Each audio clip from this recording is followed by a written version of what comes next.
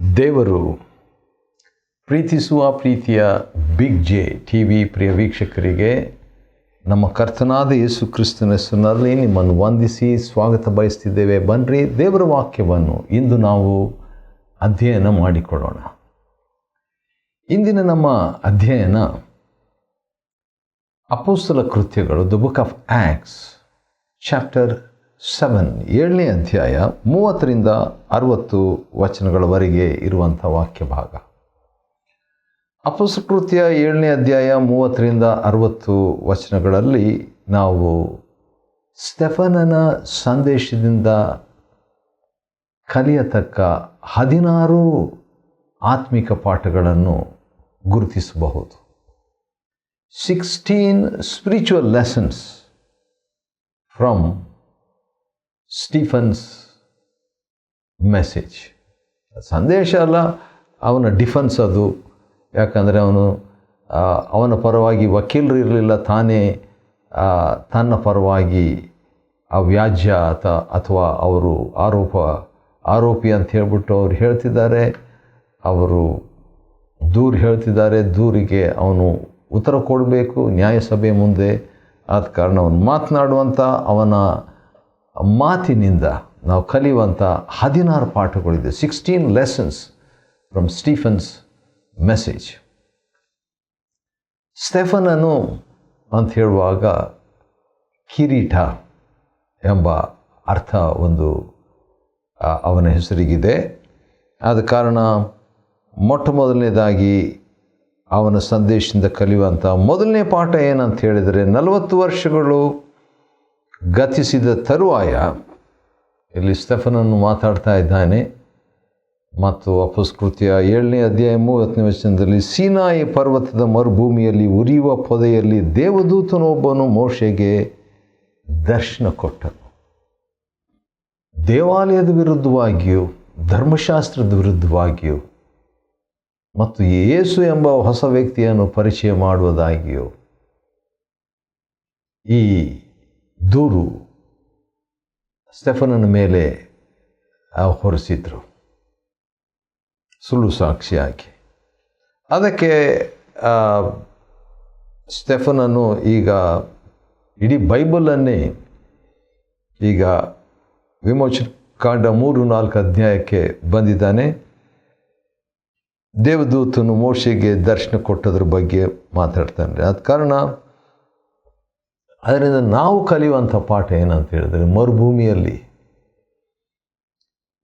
ಊರು ಬಿಟ್ಟು ದೇಶ ಬಿಟ್ಟು ಓಡಿ ಹೋಗಿದ್ದಂಥ ವ್ಯಕ್ತಿಯೊಂದಿಗೆ ದೇವರು ಮಾತಾಡಿದನು ದೇವದೂತರ ಮುಖಾಂತರ ಅನ್ನುವಂಥ ಪಾಠ. ಎರಡನೇದಾಗಿ 31ನೇ ವಚನದಲ್ಲಿ ಮೋಶೆಯ ಹತ್ತಿರಕ್ಕೆ ಹೋದಾಗ ಏನಾಯಿತು? ಕರ್ತನ ಧ್ವನಿಯನ್ನು ಕೇಳಿಸಿಕೊಂಡರು. He heard the voice of God. 500ಕ್ಕಿಂತಲೂ ಹೆಚ್ಚು ಬಾರಿ ದೇವರ ಸ್ವರ ದೇವರು ಮಾತಾಡಿದ್ರಂತ ಹೇಳ್ಬಿಟ್ಟು ಮೋಶೆಯ ಪಂಚಗ್ರಂಥದಲ್ಲಿ. ಹೌದು, ಪ್ರವಾದನೆ ಪುಸ್ತಕಗಳು, ಮಲಾಕಿ ಗ್ರಂಥ, ಚರಿತ್ರೆ ಪುಸ್ತಕ ಇವೆಲ್ಲ ನೋಡುವಾಗ 2000ಕ್ಕಿಂತಲೂ ಹೆಚ್ಚು ಬಾರಿ ದೇವರು ಮಾತಾಡಿದ್ರು ದೇವ್ರ ಸ್ವರ. ಇಲ್ಲಿ ಕೂಡ ನಾವು ನೋಡುವಾಗ ದೇವರು ಮಾತಾಡಿದರು.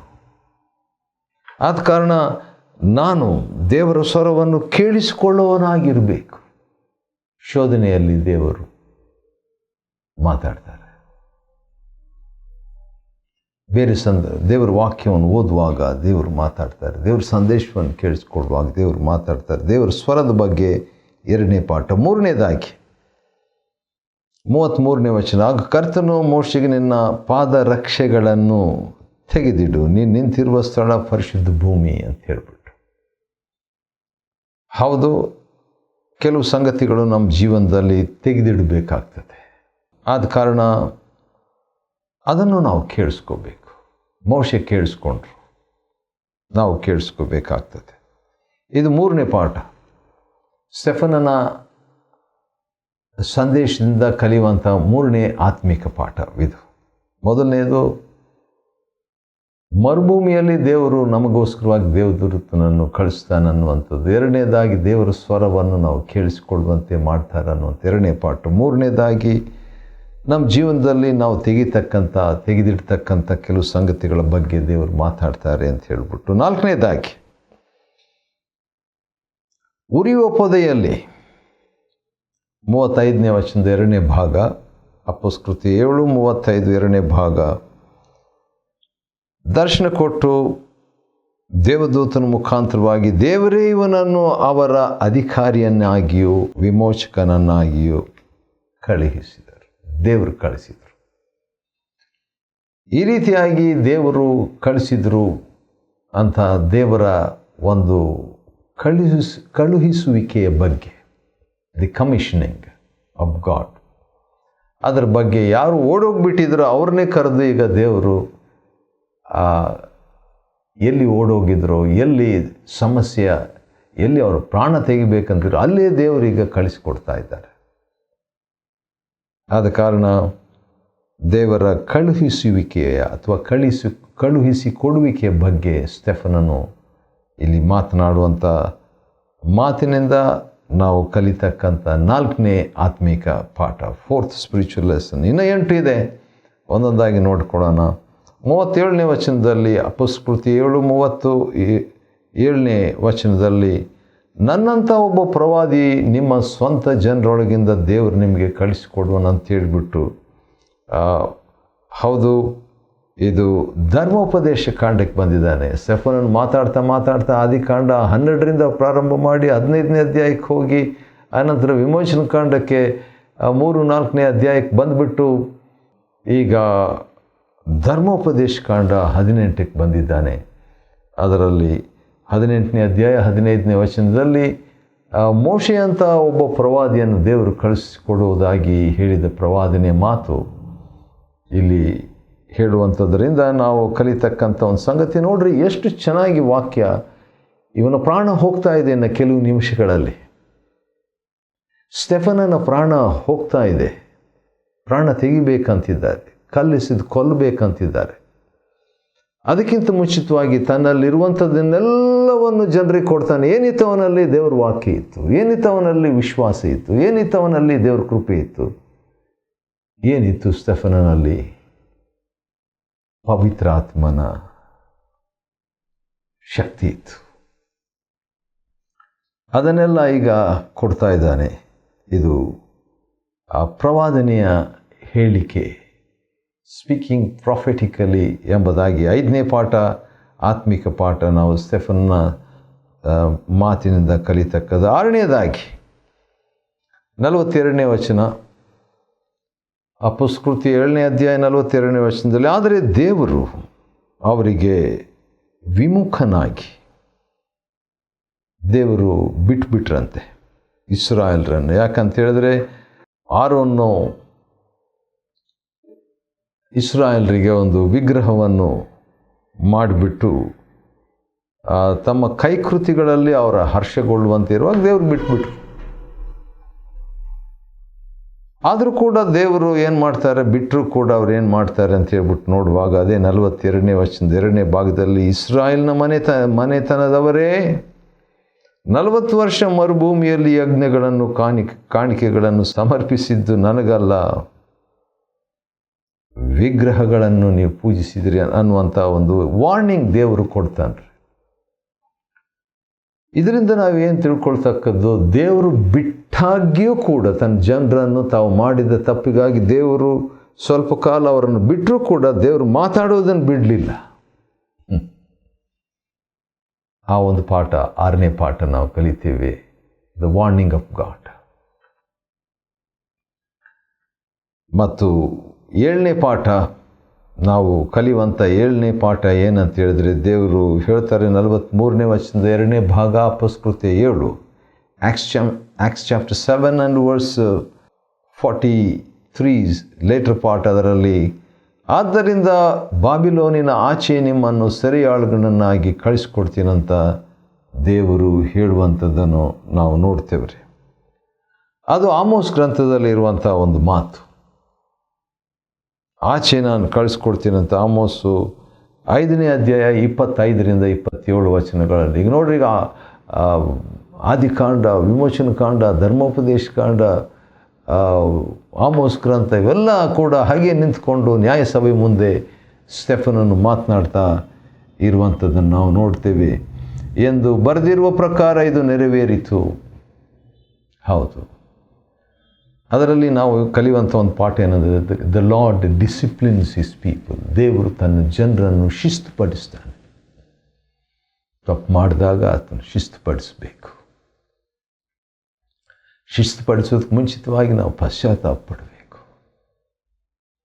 ಮತ್ತು ದೇವರ ಮುಂದೆ ನಮ್ಮ ನಿಜತ್ವವನ್ನು, ನಮ್ಮ ಸಮಸ್ತವನ್ನು ಇಡಬೇಕು. ದೇವರನ್ನು ಮುಂದಾಗಿ ಇಟ್ಕೊಳ್ಬೇಕು. ಹೌದು, ದೇವರು ಒಳ್ಳೆತನ ನಮಗೆ ಪಶ್ಚಾತ್ತಾಪ ಪಡುವಂತೆ ಮಾಡ್ತದೆ.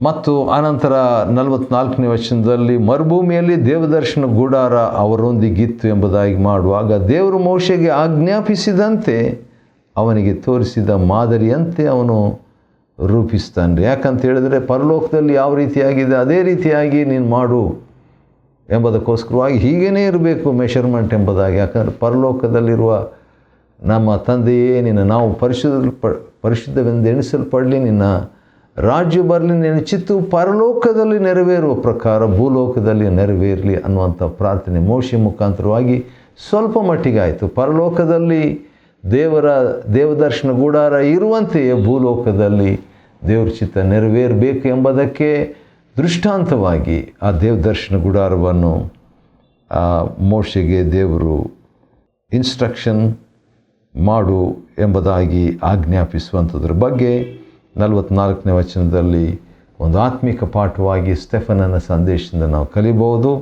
ಅದು 8ನೇ ಪಾಠ. ಇನ್ನೂ 8 ಪಾಠಗಳಿದೆ, ನಾವು ಒಂದೊಂದಾಗಿ ಕಲಿಬೇಕು. 9ನೇ ಪಾಠ ಏನಂತ ಹೇಳಿದರೆ, ದೇವರು ನಮ್ಮ ಪಿತೃಗಳು ಯೆಹೋಶುವನ ನಡೆಸುವಿಕೆಯಲ್ಲಿ ದೇವರು ಅವರ ಎದುರಿನಲ್ಲಿ ಹೊರದೊಬ್ಬಿದ ದೇಶಗಳ ನಾಡನ್ನು ವಶಪಡಿಸಿಕೊಂಡಾಗ, ಅಂದರೆ ಯೆಹೋಶುವನ ಗ್ರಂಥಕ್ಕೆ ಬಂದುಬಿಡ್ತು. ಆದಿಕಾಂಡ 12 ಆಯಿತು, ಆದಿಕಾಂಡ 15 ಆಯಿತು, ವಿಮೋಚನ ಕಾಂಡ 3 ಆಯಿತು, ಈಗ ಧರ್ಮೋಪದೇಶ ಕಾಂಡ 18 ಆಯಿತು, ಮತ್ತೀಗ ಯೆಹೋಶುವನ ಗ್ರಂಥಕ್ಕೆ ಬಂದಿದ್ದಾನೆ. ಸ್ವಲ್ಪ ಆಮೋಸನ ಗ್ರಂಥ ಕೂಡ ಹೇಳಿದ. ಯೆಹೋಶುವನ ನಾಯಕತ್ವದ ಮುಖಾಂತರವಾಗಿ ದೇವರು ವಿವಿಧ ದೇಶಗಳನ್ನು ಹೊರಗೆ ಹಾಕಿಬಿಟ್ಟು ತನ್ನ ಜನರನ್ನು ಕರ್ಕೊಂಡು ಹೋದರು. ಯಾಕೆ ವಿವಿಧ ದೇಶದವರನ್ನು ಹೊರಗೆ ಹಾಕಿದ್ರಂದರೆ, ದೇವರು ಅವರಿಗೂ ಆ ದೇಶಗಳನ್ನು ಕೊಟ್ಟಿದ್ದರು. ಆಶ್ಚರ್ಯ ಆಶ್ಚರ್ಯ ಆಶ್ಚರ್ಯ. ಯಹೂದ್ಯರಲ್ಲದವರಿಗೂ ದೇವರು ದೇಶಗಳನ್ನು ಕೊಟ್ಟಿದ್ದರು. ಆದರೆ ಅವರು ಆ ದೇಶವನ್ನು ಮಲಿನ ಮಾಡಿದ್ದರಿಂದ ದೇವರು ಅವರನ್ನು ಹೊರಗೆ ಹಾಕಬೇಕಾಯಿತು. ಹೊರಗೆ ಹಾಕಿಬಿಟ್ಟು ಇಸ್ರಾಯೇಲರನ್ನು ಆ ದೇಶದಲ್ಲಿ, ಕಾನಾನ್ ದೇಶದಲ್ಲಿ ಕರ್ಕೊಂಡು ಹೋದರು. ಇಸ್ರಾಯೇಲರು ಕೂಡ ಇತರ ದೇಶಗಳಂತೆ ದೇಶವನ್ನು ಮಲಿನ ಮಾಡಿದಾಗ ಇಸ್ರಾಯೇಲರನ್ನು ಕೂಡ ದೇಶದಿಂದ ಹೊರಗೆ ಹಾಕಿದರು. ದೇವರು ಪಕ್ಷಪಾತಿ ಅಲ್ಲ. ಸರಿ, ಇಲ್ಲಿ ನೋಡುವಾಗ ವಶಪಡಿಸಿಕೊಂಡ್ರು ಅಂತ ಹೇಳ್ಬಿಟ್ಟು ನೋಡುವಾಗ ಜಯವನ್ನು ದೇವರು ಕೊಟ್ಟದ್ರ ಬಗ್ಗೆ ನಾವು ಕಲಿತೇವ್ರಿ. ದೇವರು ನಂಬಿಗಸ್ತನು, ದೇವರು ನ್ಯಾಯವಂತನು, ದೇವರು ಪಕ್ಷಪಾತವಿಲ್ಲದವನು ಎಂಬಂಥ ಪಾಠಗಳನ್ನು ನಾವು ಕಲಿತೇವೆ. 10ನೇ ಪಾಠ ಏನಂತ ಹೇಳಿದರೆ 46ನೇ ವಚನ. ಅಪೊಸ್ತಲಕೃತ್ಯ 7ನೇ ಅಧ್ಯಾಯ 46ನೇ ವಚನದಲ್ಲಿ ದಾವೀದನಿಗೆ ದೇವರ ಅನುಗ್ರಹವಿತ್ತು. ವಾವ್! ದೇವರ ಒಂದು ಅನುಗ್ರಹ, ಫೇವರ್ ಆಫ್ ಗಾಡ್ ದಾವೀದನಿಗಿತ್ತು ಅಂತ ಹೇಳ್ಬಿಟ್ಟು ನಾವು ನೋಡ್ತೀವಿ. ಹೌದು, ಅವನ ಜೀವನದಲ್ಲಿ ತಪ್ಪು ದೋಷಗಳು ಇದ್ದವು, ಆದರೂ ಕೂಡ ದೇವರ ಒಂದು ಅನುಗ್ರಹವನ್ನು ದೇವರಿಗೆ ಒಪ್ಪುವ ಮನುಷ್ಯನಾಗಿ ಅಪೊಸ್ತಲಕೃತ್ಯ 13:22 ನಾವು ಅನಂತರ ನೋಡಲಿಕ್ಕಿದ್ದೇವೆ. ಆದರೆ ಅನುಗ್ರಹ ಇತ್ತು. ಯಾಕಂತ ಹೇಳಿದರೆ, ಅವನು ಯಾಕೋಬನ ದೇವರಿಗೆ ದೇವಾಲಯ ಕಟ್ಟಬೇಕೆಂದು ತನಗೆ ಅಪ್ಪಣೆಯಾಗಬೇಕಂತ ದೇವರಿಗೆ ಕೇಳಿಕೊಂಡನು. ಆದ ಕಾರಣ ದೇವರನ್ನು ಕೇಳಿಕೊಂಡಂಥ ದಾವೀದನು ಒಂದೇ ಅಪ್ಪಣೆ, ಅವನಿಗೆ ಒಂದೇ ಒಂದು ಆಶೆ ಆತನಿಗಿತ್ತು ಅಂತ ಹೇಳ್ಬಿಟ್ಟು ಕೀರ್ತನೆ 27ರಲ್ಲಿ ಹೇಳ್ತಾನ್ರಿ. ಮತ್ತು ಇಲ್ಲಿ ಕೂಡ ದೇವರ ಮೆಚ್ಚುಗೆ ಅವನಿಗೆ ಪಡೆದಾಗ ಅವನಿಗೆ ಬಯಕೆ ದೇವರ ಆಲಯ ಕಟ್ಟಬೇಕು ಅನ್ನುವಂಥದ್ದು. ಅದನ್ನೇ ನೋಡ್ತೀವಿ. When a person gets the favour of God, he wants to build the house of God. ಒಬ್ಬ ವ್ಯಕ್ತಿ ದೇವರ ಮೆಚ್ಚುಗೆಯನ್ನು ಪಡೆದಾಗ ದೇವರ ಮನೆಯನ್ನು, ದೇವರ ಆಲಯವನ್ನು, ದೇವರ ಸಭೆಯವರನ್ನು ಕಟ್ಟ ಬಯಸ್ತಾನೆ. ಆ ರೀತಿಯಾಗಿ ಇದ್ದಾಗ ಏನಾಗ್ತದೆ, ಆದರೂ ಕೂಡ ಇನ್ನೊಂದು ಪಾಠ, 12ನೇ ಪಾಠ ಏನಂದರೆ ದೇವರು ದೊಡ್ಡಾತನು ಎಂಬ ಪಾಠ ರೀ. ಯಾಕಂದರೆ ದೇವರು 48ನೇ ವಚನದಲ್ಲಿ, ಅಪೊಸ್ತಲಕೃತ್ಯ 7ನೇ ಅಧ್ಯಾಯ 48ನೇ ವಚನ, ಯಾಕಂದರೆ ಸೊಲೊಮೋನನು ದೇವರ ಮನೆ ಕಟ್ತಾನೆ ದಾವೀದ ನಂತರ. ಮತ್ತು ಆದರೂ ದೇವರು ಮಾನವರು ನಿರ್ಮಿಸಿದ ಆಲಯಗಳಲ್ಲಿ ವಾಸ ಮಾಡಲಾರರು. ದೇವರು, ಸ್ವರ್ಗವೇ ನನ್ನ ಸಿಂಹಾಸನ, ಭೂಮಿಯೇ ನನ್ನ ಪಾದಪೀಠ, ನನಗಾಗಿ ನೀವು ಎಂಥ ಆಲಯವನ್ನು ಕಟ್ಟುವಿರಿ, ಎಲ್ಲಿ ನನ್ನ ವಿಶ್ರಾಂತಿಯ ಸ್ಥಳ, ಇವೆಲ್ಲವನ್ನು ನಿರ್ಮಿಸಿದ್ದು ನನ್ನ ಕೈಯಿಂದ ಅಂತ ದೇವರು ಹೇಳುವಂಥ ಒಂದು ಮಾತನ್ನು ಈಗ ಎಲ್ಲಿ ಬಂದುಬಿಟ್ಟಿದ್ದಾನೆ ಸ್ಟೆಫನನ್ ಅಂತ ಹೇಳಿದ್ರೆ, ಯೆಶಾಯ 66 1-2 ವಚನಕ್ಕೆ ಬಂದುಬಿಟ್ಟಿದ್ದಾನೆ. ಹೌದು, ಆ ರೀತಿಯಾಗಿ ಆದಿಕಾಂಡದಿಂದ ಯೆಶಾಯಕ್ಕೆ ಬಂದುಬಿಟ್ಟು ಕಡೆಗೆ ಅಲ್ಲೇ ನಿಲ್ಲಿಸ್ಬಿಟ್ಟು, ಹಠಮಾರಿಗಳು ನೀವು, ಹೃದಯದಲ್ಲಿಯೂ ಕಿವಿಯಲ್ಲಿಯೂ ನೀವು ಸುನ್ನತಿ ಇಲ್ಲ ನಿಮಗೆ ಅಂತ ಹೇಳ್ಬಿಟ್ಟು, ಪವಿತ್ರಾತ್ಮನ ನೀವು ಎದುರಿಸ್ತೀರಿ ಅಂತ ಹೇಳ್ಬಿಟ್ಟು, ಆ ನೀತಿವಂತನು ಅಪೊಸ್ತಲಕೃತ್ಯ 7ನೇ ಅಧ್ಯಾಯ 52ನೇ ವಚನದಲ್ಲಿ, ನಿಮ್ಮ ಪಿತೃಗಳು ಹಿಂಸೆ ಪಡಿಸದೇ ಇದ್ದ ಪ್ರವಾದಿ ಒಬ್ಬರಾದರೂ ಇದ್ದಾರಾ? ಆ ನೀತಿವಂತನು ಬರಲಿದ್ದಾನೆಂದು ಮುಂದೆ ತಿಳಿಸಿದ್ದಾರೆ. ಅಂದರೆ ಯೇಸುಸ್ವಾಮಿ ಬಗ್ಗೆ ಈಗ ಸ್ಟೆಫನನ್ನು ತಿಳಿಸ್ತಾ ಇದ್ದಾನೆ. ಅದು 13ನೇ ಒಂದು ಪಾಠ. 14ನೇ ಪಾಠ ನೋಡುವಾಗ 55ನೇ ವಚನದಲ್ಲಿ, ಪವಿತ್ರಾತ್ಮ ಭರಿತನಾದ ಸ್ಟೆಫನನ್ನು ಪರಲೋಕದ ಕಡೆಗೆ ನೋಡಿ ದೇವರ ಮಹಿಮೆಯನ್ನು, ಯೇಸು ದೇವರ ಬಲಗಡೆಯಲ್ಲಿ ನಿಂತಿರುವುದನ್ನು ಕಂಡು, so he sees the open haven.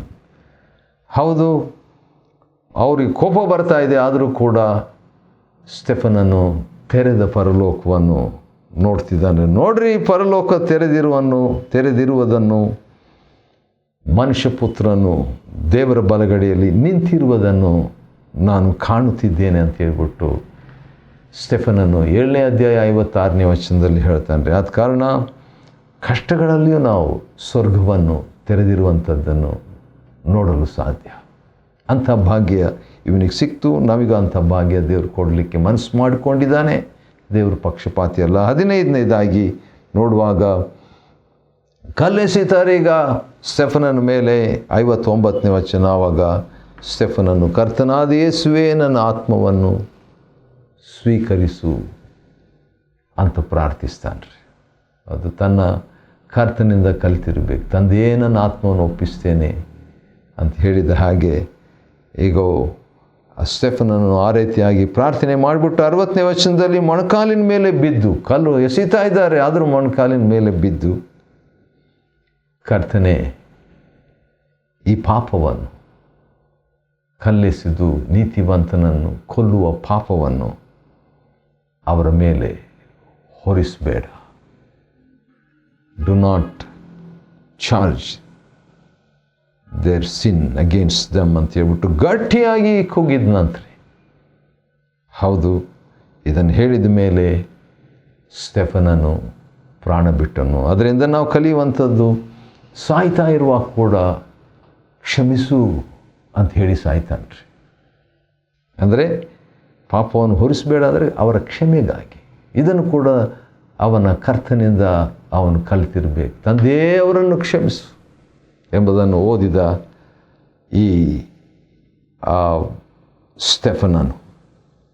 ಆದ ಕಾರಣ ಅಪೊಸ್ತಲಕೃತ್ಯ 7ನೇ ಅಧ್ಯಾಯ 30ರಿಂದ 60 ವಚನಗಳಲ್ಲಿ ಇರುವಂಥ ವಾಕ್ಯ ಭಾಗದಲ್ಲಿ ನಾವು ಸ್ಟೆಫನನಿಂದ 16 ಆತ್ಮಿಕ ಪಾಠಗಳನ್ನು ಕಲಿಯುವಂತೆ ದೇವರು ಕೊಟ್ಟ ಕೃಪೆಗಾಗಿ ಆತನಿಗೆ ಸ್ತೋತ್ರವಾಗಲಿ. ದೇವರು ನಿಮ್ಮನ್ನು ಆಶೀರ್ವದಿಸಲಿ.